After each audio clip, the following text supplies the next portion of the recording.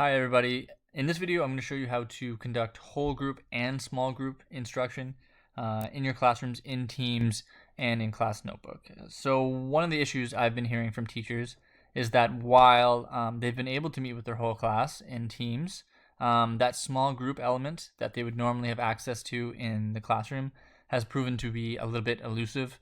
I think, especially with just given the nature of the virtual setting.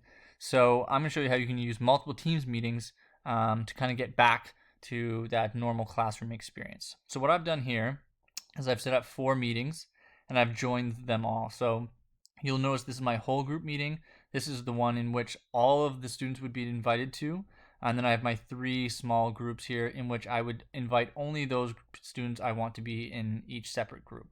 So one thing you'll notice is that I've staggered it so that the whole group is starting about 15 minutes before. That's just so the teacher can go in, provide that direct instruction to the entire class, and then send off the students into their small groups. So I would start off by, again, having the whole class in the whole group meeting, give that instruction, sharing your screen, using whiteboard to, show your ideas, give the lesson, give the instruction, and then, again, sending them off to their small groups. You'll notice, though, that I have this popping up here. So I've already joined the small group simply by clicking join online. They are simply on hold. So I'm in the whole group right now, but you'll notice group 1, 2, and 3 are all on hold. I can seamlessly join into group 1, 2, or 3 simply by clicking the resume button. So when you do send them off to their groups and they join, they hang up on the whole group call, they go join their other call, you can just, as the teacher, go in and join and talk to each of the small groups on a more personal level, simply by clicking on this and keeping them on hold, right?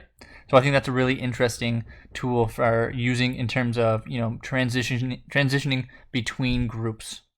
The other cool thing about Teams is that you can continue talking and hearing, the members of your group or whatever meeting you're in, even while you're on different apps or browsers. So for instance, if you sent your group 1 off to their Teams meetings, you could join them in group 1. Then you could direct them, and I think you should probably do this for the entire class at the beginning, to their own class notebook. So they're group 1, this should be group 2, group 3. So they join their small group, but then they also join their small group in class notebook. The thing is, they can still hear each other when they're on Teams. So even if they go to the browser over here, they can begin to work in real time, right? And I have a little number line question, and talk to each other while still explaining their thinking, and the other students can observe them as they're, doing whatever it is that they're doing.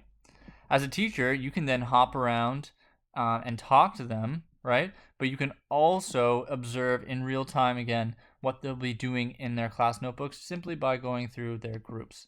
And remember, in collaboration space, you can control the access that the students have. So you can segment groups so that they only have access to their own groups, and that prevents a lot of confusion.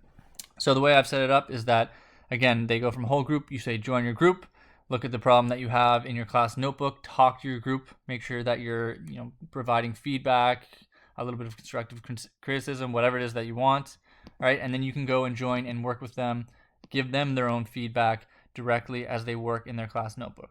And then at the end, if you want to keep that whole group meeting alive too, you can go into each group, say group 2, group 3, and say, hey, join the whole group again. We're going to do a little bit of consolidation so that you really do have access to that whole 3-part lesson type idea that you would have in the classroom, all the way from whole group at the beginning to small groups, right? And then bringing back, right, talking about it as an entire group in that whole group meeting in Teams. So I think that's a really cool idea about working with groups and providing instruction through Teams and through Class Notebook.